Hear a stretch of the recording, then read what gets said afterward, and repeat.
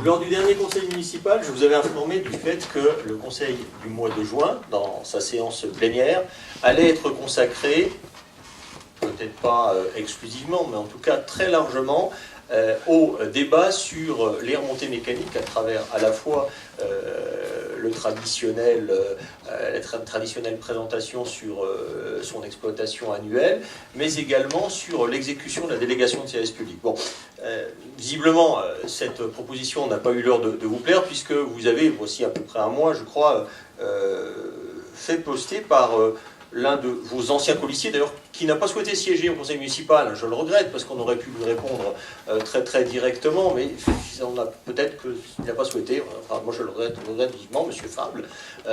Il aurait été le bienvenu pour discuter avec nous de tout cela.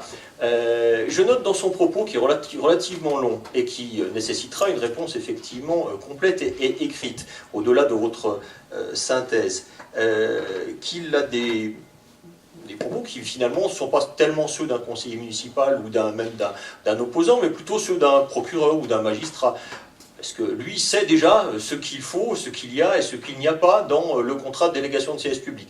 En passant d'ailleurs, il écorne passablement la vérité. Il y a des choses qui sont dites dans ce texte, comme par exemple les investissements réalisés dans la DSP qui sont totalement faux. Les valeurs comptables qui sont proposées, qui sont dites par M. Fabre, sont totalement erronées. 85 millions d'euros, nous dit-il, comme droit d'entrée. Non, c'est 61 millions, vous n'avez qu'à voir le rapport de la Chambre régionale des comptes. Puis en plus, ça n'a aucun effet sur le programme d'investissement, puisqu'il est repris par le nouveau délégataire à l'ancien délégataire. Donc c'est sans effet sur le programme d'investissement. Donc il y a beaucoup d'erreurs dans le propos qui est tenu. Je ne sais pas si elles sont volontaires. Si elles sont volontaires, il y a un certain nombre de documents d'ailleurs qui sont en ligne sur le site de la mairie qui permettent de juger, y compris le rapport de la Chambre régionale des comptes, de la réalité des chiffres. En tout état de cause, moi je ne comprends pas très bien le sens de votre question, parce que vous dites un tel fiasco. Est-ce que vous pensez que la commune est responsable de la tempête Éléanore, que c'est nous qui avons sectionné le câble de l'aiguille du Midi ou mis le feu au Grand Montet ?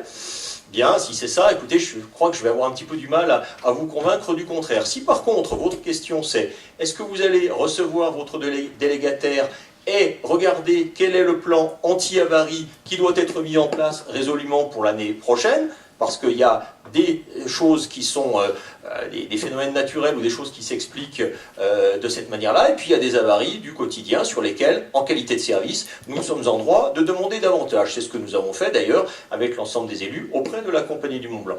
Donc si c'est ça la question, la réponse elle est effectivement oui, nous allons les recevoir, c'est ce que je vous avais proposé, nous allons les recevoir le mois prochain. Et par ailleurs, je trouverais assez élégant que puissent être consultés les documents que vous-même ou vos prédécesseurs, c'est vrai que comme vous changez à peu près toutes les années, je comprends que vous ayez quelques difficultés finalement à connaître les dossiers du Conseil, mais si vous lisez les dossiers du Conseil et ceux que vos prédécesseurs ont votés, vous pourrez constater par exemple que la nature des investissements réalisés depuis qu'on a renouvelé ces délégations de services publics, c'est de plus de 60 millions d'euros, et donc c'est de plus de 10 millions d'investissements neufs chaque année, c'est-à-dire le double de ce que M. Fabre exprime dans son propos. Tout cela fera l'objet d'un compte-rendu exhaustif lors du Conseil de juin, et je pense que là on aura le temps, à côté d'une question orale qui effectivement est tout à fait bienvenue, mais qu'on pourra largement compléter, d'avoir un débat élargi sur l'ensemble de ces éléments-là.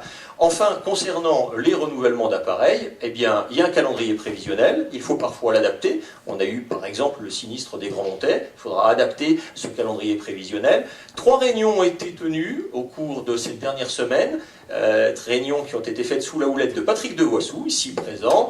Je crois que les 2 dernières n'ont pas connu un très grand succès, puisqu'il y a eu 2 personnes lors de ces 2 dernières réunions seulement qui se sont rendues aux invitations que nous avons faites sur ce sujet-là. C'est dire que j'espère vivement que les propositions qui sont faites par la collectivité pour le renouvellement de cette installation majeure pour la vallée eh bien, pourront être mieux connues. En tout état de cause, effectivement, elles seront présentées au conseil municipal de juin après que la phase de concertation avec les socioprofessionnels soit close.